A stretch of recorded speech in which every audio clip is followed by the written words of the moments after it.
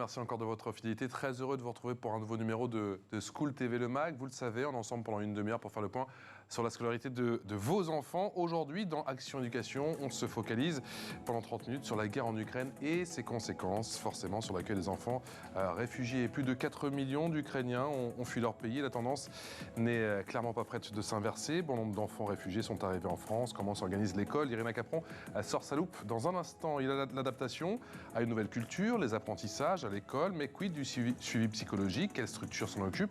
Et surtout, comment cela s'articule? Élément de réponse dans un instant. Et puis la France se dit prête à accueillir 100 000 réfugiés ukrainiens. 90% des réfugiés sont des femmes et des enfants. Dans quelle mesure la solidarité se met-elle en marche dans notre pays? Quelles actions très concrètement? On se posera là aussi la question. On en parle avec Antoine Destré. Bonjour, merci d'avoir accepté notre invitation. Vous êtes le directeur de l'Académie de Paris. La loupe, et on se parle juste après. Irina, on fait le point effectivement sur tous ces réfugiés ukrainiens qui arrivent à l'école de la République. Exactement, et selon le communiqué de presse du 1er avril dernier, vous pouvez apercevoir, grâce à cette carte qui va s'afficher sur vos écrans, le nombre d'enfants accueillis par les départements et académies. Les académies qui accueillent le plus grand nombre d'élèves ukrainiens sont pour le moment celles de Nice, Versailles, Grenoble et Lyon.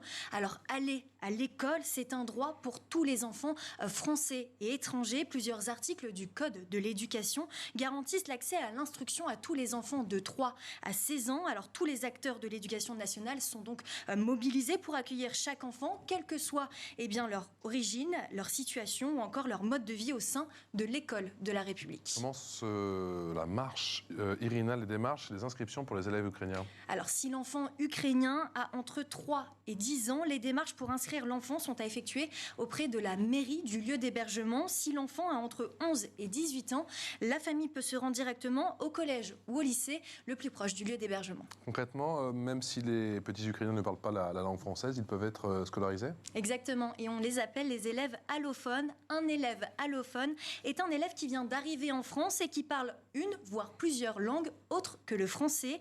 Et la maîtrise de la langue française est un enjeu déterminant pour la réussite de ces élèves. C'est pourquoi l'Éducation nationale a mis en place des unités pédagogiques appelées UPE2A.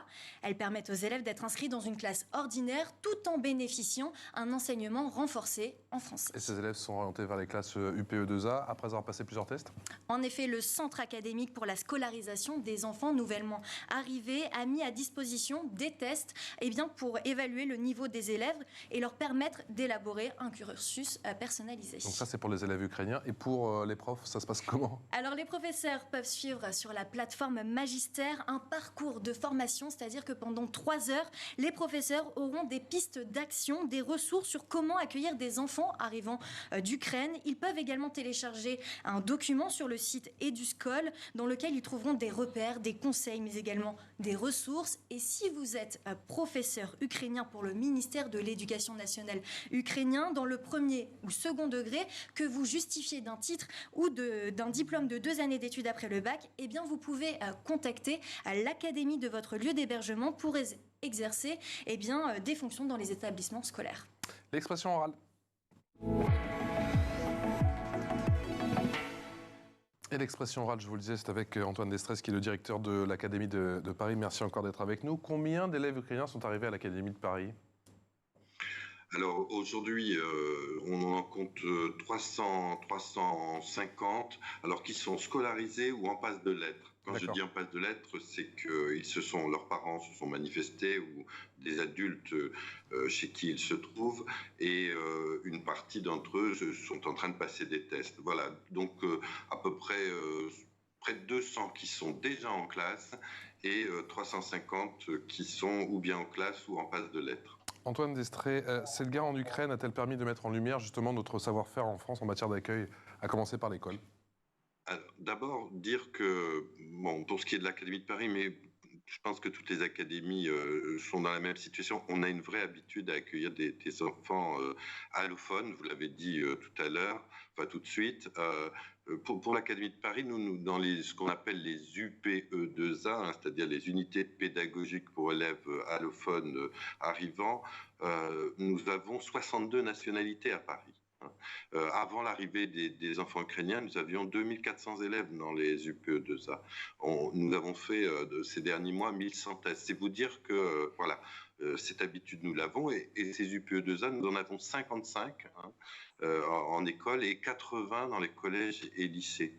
Alors on n'appelle pas ça des classes, on appelle ça des unités. Tout simplement parce que l'idée, c'est que ce soit un SAS, le SAS le plus court possible, un SAS dans lequel ils apprennent le français, mais qu'ils puissent rejoindre le plus vite possible pour partir, puis le plus vite possible complètement, les camarades de leur niveau de classe. Voilà. Donc voilà, ce que je voulais vous dire, c'est que cette habitude, nous l'avons. Et donc les enfants ukrainiens, évidemment, feront l'objet, pour les raisons que nous savons tous, de toute notre attention. Mais ce savoir-faire, j'ai envie de dire, nous l'avons. Irina l'a évoqué, comment ces enfants justement sont évalués? Ces évaluations, elles se basent sur quoi? Alors d'abord, dire avant même qu'il soit évalué, c'est vrai que la journaliste parlait de contacter l'école, etc. Je crois que ce que nous avons fait à Paris, toutes les académies l'ont fait, ou presque toutes, c'est qu'on a un numéro unique, c'est le 0800 200 146, vous êtes directeur d'école, vous êtes chef d'établissement, vous êtes à la maire d'arrondissement, vous êtes un particulier, et vous passez par là, et nous on se débrouille pour simplifier toutes les démarches, l'inscription à l'école, au collège et au lycée, mais aussi les tests, etc. Donc les tests, en effet, se font dans ce qu'on appelle le Centre académique des nouveaux arrivants et enfants du voyage, le CASNAV. Et tous les jours, ou presque, au rectorat de Paris, nous avons une vingtaine d'élèves qui ont des tests en français et en mathématiques. Comment l'emploi du temps de ces élèves est aménagé quand ils arrivent à l'école? Quand ils arrivent, donc ils ont des tests, ils ont eu des tests, ils ont eu des résultats, et ensuite ils vont rejoindre ces unités, ces UPE2A. Alors ce qu'il faut que vous sachiez, c'est que dans ces unités, dans ces classes particulières, on a des enseignants qui ont une certification, ce qui s'appelle français langue seconde, et cette certification permet d'enseigner le français à ces élèves, mais aussi de prendre en compte les différences de niveau qui, évidemment, apparaissent entre élèves. Certains enfants n'ont aucune notion en français, d'autres, au contraire, ont appris dans leur pays ou sont francophones, mais pas complètement, enfin, etc. Donc, c'est tout à la fois une compétence français langue seconde et aussi une capacité à différencier. On a compris, l'apprentissage du français, c'est clairement la priorité des priorités. Est-ce que parfois il y a des réticences? Alors, des réticences, pas de cette nature. En revanche, ce que nous sommes en contact avec l'ambassade et le consulat, et c'est vrai que certaines familles, selon l'ambassade, le consulat, souhaitent être assurés avant de scolariser leurs enfants. C'est la raison pour laquelle à Paris, nous avons mis une école témoin qui est dans le 12e arrondissement, qui s'appelle l'école La Mauricière, dans lesquelles les familles peuvent aller et découvrir ce qu'est une école française. Et en plus, alors c'est le petit plus de cette école, c'est qu'elle a une UPE2A, et la maîtresse qui est dans cette UPE2A parle l'ukrainien. Donc voilà, une manière pour nous de les rassurer. La deuxième aussi, c'est pas une crainte, mais demande en tout cas, c'est qu'ils puissent continuer à apprendre l'ukrainien. Et nous sommes en train, la semaine prochaine, nous aurons des cours d'ukrainien le soir, donc après la classe le soir ou le samedi matin, à partir de professeurs qui nous ont été signalés par l'ambassade. Et donc, la semaine prochaine, c'est 11 professeurs qui parlent l'ukrainien qui seront embauchés par nous pour exercer dans 3 endroits dans Paris. Antoine Destré, vous parlez justement de ces cours que vous allez mettre en place le soir et même le week-end. Est-ce qu'il y aura des dispositifs similaires justement pour prendre le relais pendant les périodes de vacances scolaires? Oui, alors on y réfléchit, on n'y est pas encore, mais c'est vrai qu'on y y réfléchit, parce que évidemment, il faut qu'on puisse poursuivre à la fois l'apprentissage du français, mais aussi l'apprentissage de l'ukrainien. Donc c'est quelque chose que nous avons en perspective. Dire aussi que les familles, les parents aussi, parce qu'on parle des enfants, mais il y a leurs parents, et il faut que vous sachiez que depuis des années, dans Paris comme dans toute la France, on a un dispositif qui est financé par l'État, qui s'appelle Ouvrir l'école aux parents, et qui permet aux parents d'enfants scolarisés à l'école maternelle ou à l'école élémentaire de découvrir comment fonctionne l'école, d'apprendre le français, d'apprendre la culture de la France. Et dans Paris, nous avons 43 ateliers, 700 par an actuellement. Et donc, évidemment, on est prêt à ouvrir d'autres ateliers si d'aventure nous avions une demande forte de la part des Ukrainiens. Question d'Irina. Justement, y a-t-il beaucoup de parents qui demandent ces ateliers pour apprendre le français, pour se sentir plus insérés en France ? Ben, en tout cas, il faut d'abord qu'ils le sachent. Et donc, nous, à chaque fois qu'ils se présentent donc au CASNAV, là où leurs enfants passent des tests, on leur dit qu'on s'occupe de leurs enfants, mais s'ils le souhaitent, nous avons ces cours. Au passage, on leur donne un livret en ukrainien pour justement découvrir tous ces dispositifs.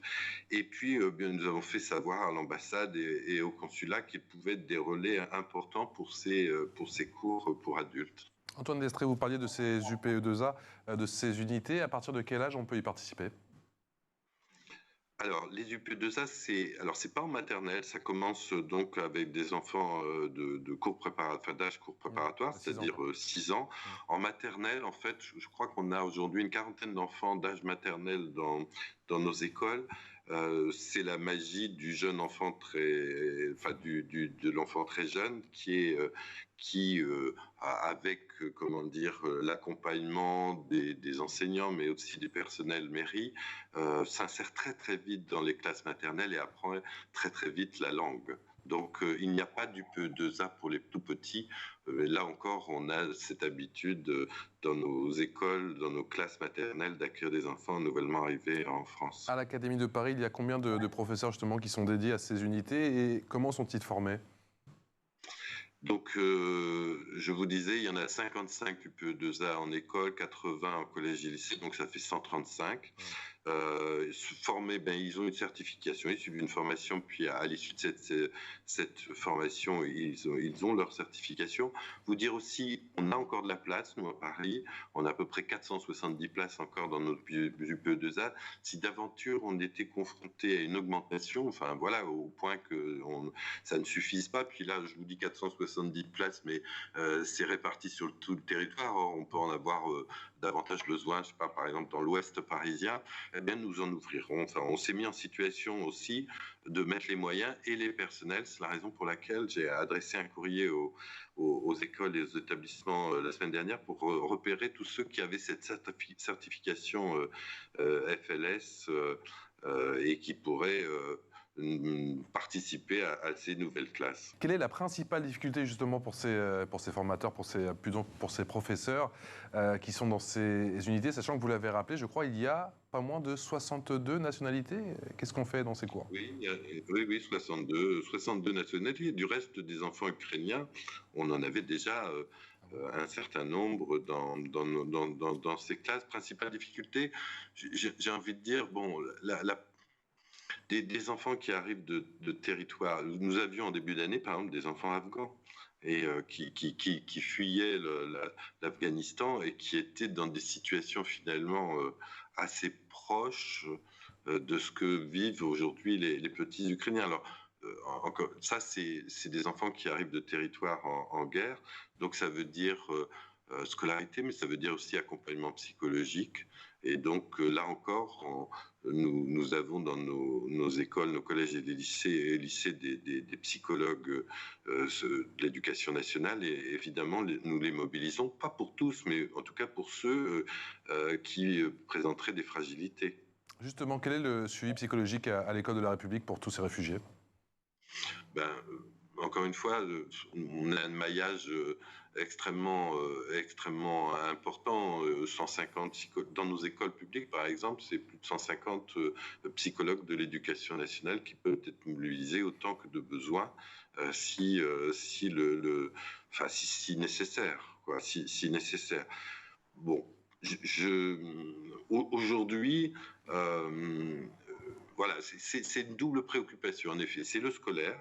Évidemment, il faut qu'on leur apprenne le français, qu'on continue à leur apprendre l'ukrainien pour ceux qui le souhaiteraient, et puis effectivement qu'on soit extrêmement attentif à leur santé, à leur bien-être psychologique. Donc dont tout le monde est mobilisé, je crois qu'on peut le dire ainsi. Et quand je dis tout le monde, c'est aussi les élèves. C'est-à-dire que, et vous l'avez dit dans votre présentation, il y a des ressources pédagogiques aujourd'hui, pas simplement pour les professeurs qui ont ces classes, mais aussi pour tous les autres, et faire en sorte que ces élèves se sentent bien, non seulement dans la classe dans laquelle ils sont, mais dans l'école, dans le collège, dans le lycée dans lequel ils sont scolarisés. Au passage, fleurissent énormément d'actions de solidarité un peu partout, qui font chaud au cœur et voilà, qui nous appartient aussi de valoriser. Justement, comment se manifeste cette solidarité, par quel biais, et c'est quoi les CVC, les CVL? CVC, CVL, c'est-à-dire conseil à la vie collégienne et conseil à la vie lycéenne. Donc c'est des élus en fait des collèges et des lycées qui donc c'est des conseils qui existent depuis plusieurs années dans ces deux types d'établissements. Et c'est vrai qu'il y a une vraie mobilisation de ces conseils un peu partout pour faire une collecte, des collectes. Les collectes donc se font dans des biens alimentaires, des produits de santé, etc. Et ça se fait dans des établissements, ça va rejoindre les lycées et ensuite ça va rejoindre une association du Mans estampillé. Donc, et voilà. Et c'est du reste, aujourd'hui, nous réfléchissons avec le recteur à une action qui permettrait de valoriser tout ce travail, toute cette mobilisation des jeunes qui nous paraît extrêmement intéressant. L'info en plus, c'est avec Irina Capron. On parle justement de solidarité. Irina, vous nous parlez de cette vidéo qui a touché la planète entière. Un frère et une sœur ukrainiens, Dimitri et Victoria, âgés de 8 et 10 ans, ont été ovationnés par les élèves lors de leur premier jour d'école en Italie, dans la banlieue de Naples. Une vidéo très émouvante qui a été vue plus de 7 millions de fois sur Twitter. Regardez.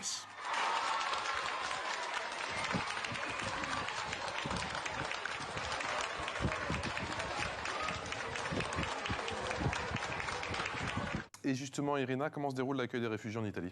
Alors, il faut savoir que l'Italie a une communauté ukrainienne 10 fois plus importante que la nôtre. 250 000 Ukrainiens étaient déjà installés en Italie avant le début de la guerre en Ukraine. En 3 semaines, plus de 55 000 réfugiés sont entrés sur le territoire italien, avec déjà, pour la plupart, une adresse de l'un de leurs proches. Mais plusieurs décisions ont été prises pour accueillir les Ukrainiens déracinés. Et selon Stefano Versari, chef de service du ministère de l'Éducation italien, l'Italie travaille sur 2 piliers, la solidarité et l'inclusion scolaire. Alors les élèves ukrainiens peuvent aller à l'école, à la cantine et à la garderie gratuitement. Ils ont également un soutien psychologique. L'Italie a alloué un budget de 20 millions d'euros au soutien psychologique des élèves. La barrière de la langue est également un problème. L'Italie compte sur le soutien de la communauté et des enseignants exilés pour échanger avec les élèves. Et les élèves italiens sont également impliqués comme nous en France. Ils ont le rôle de tuteurs pour pouvoir aider les élèves ukrainiens à faciliter leur inclusion, pour les soutenir et les motiver. Antoine Destrez, vous l'avez dit il y a un instant, vous l'avez évoqué, mais vous êtes véritablement surpris aujourd'hui par l'attitude de nos élèves français?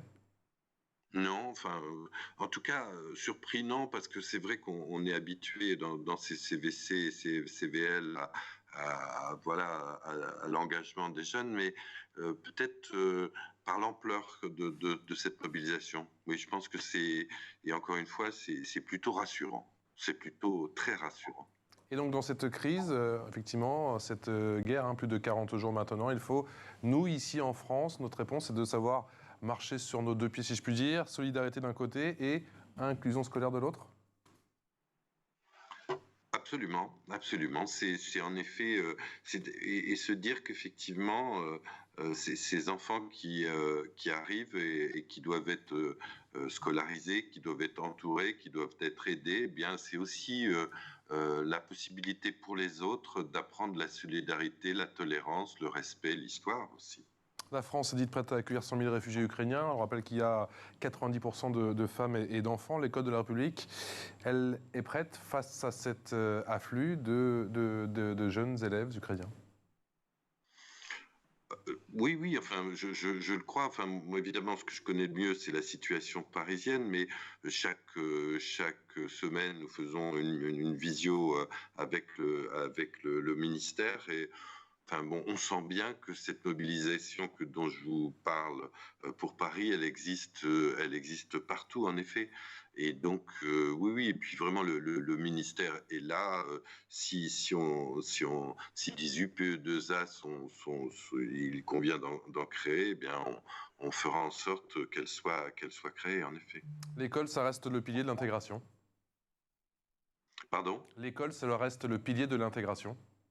Ah oui, c'est tout à fait ça. On voit bien, hein, et là je vais quitter le champ des seuls Ukrainiens. On voit bien que les jeunes qui sont passés par l'école, hein, qui sont arrivés tôt en France, qui ont appris la langue, hein. La langue, c'est quand même le cœur du sujet, mais qui ont appris aussi les codes, hein, de la France. Ceux-là ont beaucoup plus de chances, en effet, de s'intégrer dans notre pays. Bon, pour l'instant, les petits Ukrainiens, ce qu'il s'agit de faire avec eux, c'est qu'ils soient accueillis le mieux possible, scolarisés, qu'ils poursuivent leurs apprentissages, etc. Mais on est tous à espérer qu'effectivement tout cela soit provisoire, temporaire, et qu'ils puissent rejoindre leur pays, et leurs écoles, leurs familles. Et alors, comment s'articule le travail, parce que vous avez parlé de cette solidarité, du travail notamment formidable de certaines associations, une fois qu'ils poussent la porte de l'école et qu'ils en sortent, comment justement ces associations prennent le relais? Est-ce que justement il y a une certaine coordination avec l'école de la République ou tout se fait du coup d'une manière séparée, indépendante? Alors, dire quand même, alors, il y a le travail avec les associations qui est plus effectivement localement organisé, notamment par les chefs d'établissement. Ce qu'il faut que je vous dise, c'est que nous avons une coordination très forte avec la préfecture de police et puis la mairie de Paris, hein. Et je pense que c'est ainsi partout en France. C'est-à-dire que, je prends un exemple, on travaille avec la ville de Paris sur le temps scolaire pour nous et périscolaire pour eux. C'est vrai que nous, on met en place des cours pour adultes dont je vous parlais il y a quelques instants. La ville aussi met en place des cours pour adultes, pour des familles nouvellement installées dans Paris. Oui, oui, enfin bon, vous savez, on travaille étroitement avec la ville sur tous les sujets et sur celui-ci en particulier. On a encore le temps pour deux petites questions. Irina. Oui, nous l'avons vu, les professeurs ont accès à des ressources. Est-ce que les élèves français ont également accès à des ressources, ont des discussions avec leurs professeurs pour accueillir au mieux, en tout cas, les élèves allophones? Oui, oui, mais il y a pour accueillir, mais aussi pour comprendre, pour décrypter ce qui se passe en Ukraine. Et voilà, il y a une double intention, hein, dans le travail qui doit être fait dans les classes, dans toutes les classes. C'est tout à la fois effectivement veiller à participer à l'inclusion, à l'intégration de ces nouveaux enfants, mais encore une fois, c'est quelque chose qu'on sait assez bien faire, voire très bien faire. Et puis, en effet, leur donner les clés pour comprendre ce qui se passe, pour éviter les caricatures, pour éviter les incompréhensions. Donc, c'est voilà, ce double travail, notamment, évidemment, avec les plus grands du collège ou du lycée. Au final, Antoine Destré, le temps dans la classe classique est-il aussi important, voire peut-être même plus que le temps passé dans ces UPE2A? plus vite ils rejoignent les classes ordinaires, j'ai envie de dire, en école, en collège, en lycée, et mieux c'est. Enfin, encore une fois, c'est pour ça que vous venez d'utiliser le mot classe. D'ailleurs, j'ai dû l'utiliser à tort aussi. Unité, pardon, unité. Unité. Absolument. Parce que l'idée, oui, mais alors le terme peut faire sourire, mais quand on entend classe, on entend, vous voyez, quelque chose d'assez fermé.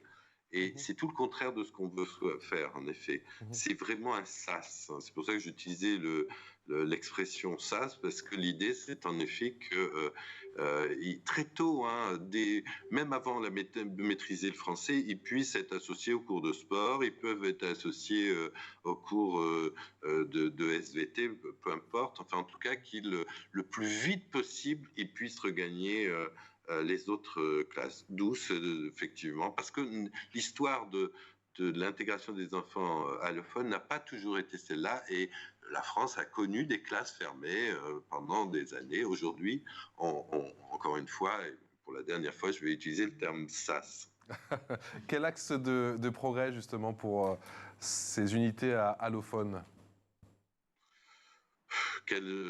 On peut toujours faire mieux, mais moi, si, il y a une chose, et vous pouvez y participer, et vous y participez, les médias, c'est tout le monde découvre ce qu'est une UPE2A, et c'est vrai que ce travail fait dans ces classes depuis des années était très méconnu, et finalement l'arrivée des Ukrainiens nous permet de le faire savoir. Donc merci aux médias d'y contribuer, et puis à nous aussi sans doute d'organiser une ou des manifestations qui permettront de valoriser à la fois les élèves, bien sûr, mais aussi leurs professeurs. Un grand merci à vous. Merci pour votre témoignage qui est ô combien important. Et oui, on essaye à notre niveau, effectivement, sur School TV, de mettre la lumière sur vos initiatives qui sont ô combien importantes. Merci Antoine Destré, directeur de l'Académie de Paris, de nous avoir accordé votre temps, on le sait, qui est ô combien précieux en ce moment. Merci Irina. Merci. On se retrouve très vite pour un nouveau numéro